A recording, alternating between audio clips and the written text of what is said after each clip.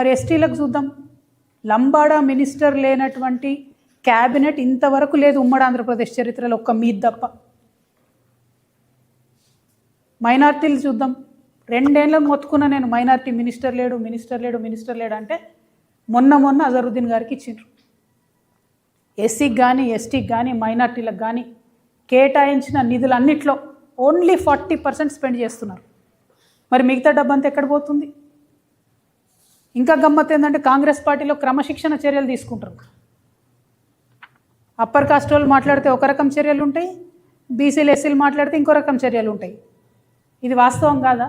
చూస్తలేము అందరం. ఇంకా ఏం సామాజిక న్యాయం గురించి మాట్లాడుతున్నారు మీరు? ఎట్లా నమ్మాలా తెలంగాణ ప్రజలు మిమ్మల్ని? నేను అందుకే చెప్తా ఉన్నా, రేవంత్ రెడ్డి గారు సామాజిక న్యాయం గురించి మాట్లాడడం అంటే మేకవన్నే పులిలాగానే. నేతి బీరకాయలో నెయ్యి ఎంత ఉంటుందో రేవంత్ రెడ్డి గారి మాటలలో సామాజిక న్యాయం కూడా అంతే ఉంటుందని దయచేసి బీసీ ఎస్టీ ప్రజలు కూడా గమనించుకోవాలని నేను కోరుతున్నా. ఇదంతా ఒక లెక్క అయితే ఇవాళ మొత్తం దేశమంతా కూడా మన తెలంగాణ గురించి కథలుగా చెప్పుకుంటున్నారు. ఎట్లా అంటే అనగనగా ఒక సీఎం ఉండేనట. ఆ సీఎం 7 అన్నదమ్ములట.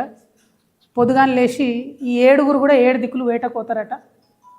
ఎవరికి ఎక్కువ ఎక్కడ భూములు కనబడితే ఆ రోజు సాయంత్రం వచ్చి మళ్ళీ కూర్చొని, ఇగో నేను గిడ 500 కబ్జా పెట్టినా, నువ్వు గిడ 200 కబ్జా పెట్టినావు అని ఇలా మొత్తం రేవంత్ రెడ్డి గారి 7 బ్రదర్స్ 7 దిక్కులలో ఉన్న మొత్తం భూమాతను కూడా చెరబడుతున్న పరిస్థితి.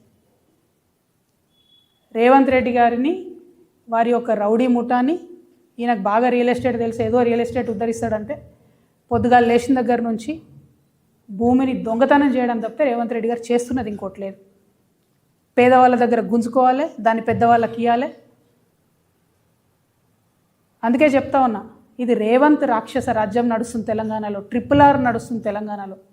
RRR పాలన, రేవంత్ రాక్షస రాజ్యం నడుస్తుంది.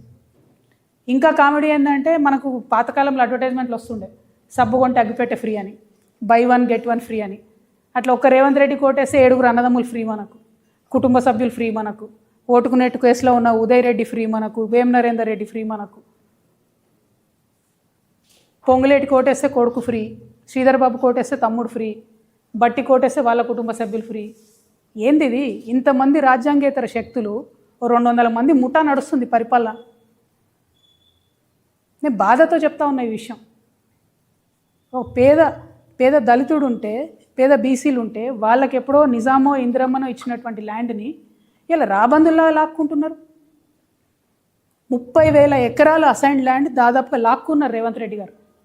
నేను ఇవాళ ఛాలెంజ్ చేస్తూ ఉన్నా ముఖ్యమంత్రి గారు, మీకు చిత్తశుద్ధి ఉంటే, మీరు నిజంగా సామాజిక న్యాయం చేయాలనుకుంటే, మీ మేనిఫెస్టోలో చెప్పినట్టుగా అసైన్డ్ ల్యాండ్ల మీద యాజమాన్య హక్కులు ఇవ్వండి. ఈ రాష్ట్రంలో ఉన్న దళితులు బీసీలు వాళ్ళకు ఆల్రెడీ అసైన్ ల్యాండ్లు మీరు ఇవ్వలే. పివి నరసింహారావు గారి టైంలో ఆయన ఇందిరమ్మను ఒప్పించి మెప్పించి కొంత ఇచ్చిండు. నిజాం ఉన్నప్పుడు ఆయన ఇనాం ల్యాండ్లు కొన్ని ఇచ్చిండు. వాటిని మీరు రెగ్యులరైజ్ చేయండి, వాటి మీద యాజమాన్య హక్కులు ఇవ్వండి. అవి ఇవ్వకుండా ఏ ప్రాజెక్ట్ అని చెప్పినా అందులో గుంజుకునేది ఫస్ట్ అసైన్ ల్యాండ్. మొన్న వికారాబాద్ పోయి కొట్లాడినాం మేము. 80% అసైన్ ల్యాండ్స్ డైరెక్ట్గా లాక్కున్నది ప్రభుత్వం. మొన్న వెలుగుమట్ల పోయి కొట్లాడినాం. అందరూ